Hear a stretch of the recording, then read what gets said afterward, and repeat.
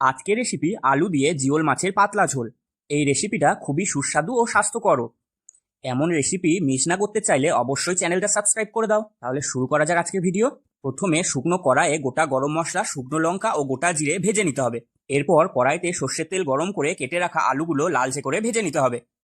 তারপর জিওল মাছগুলো নুন হলুদ মাখিয়ে ওই তেলে সাবধানে ভেজে নিতে হবে। মাছ ভাজার তেলেই ফোড়নের জন্য দিয়ে দিতে হবে গোটা জিরে ও তেজপাতা। ফোড়ন একটু লালচে হয়ে এলে দিয়ে দিতে হবে আদা বাটা। আদার কাঁচা গন্ধ চলে গেলে দিয়ে দিতে হবে হলুদ গুঁড়ো, ধনে গুঁড়ো। একটু নাড়াচাড়া করে সামান্য জল দিয়ে মশলাটা বেশ ভালোভাবে কষিয়ে নিতে হবে।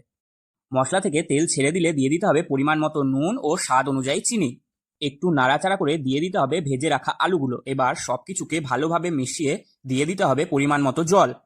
আর ঝালের জন্য দিয়ে দিতে হবে কয়েকটা চেরা কাঁচা লঙ্কা। ঝোল ফুটে উঠলে দিয়ে দিতে হবে ভেজে রাখা জিওল মাছগুলো। এবার 10 থেকে 15 মিনিট ঝোল ফুটিয়ে নিতে হবে।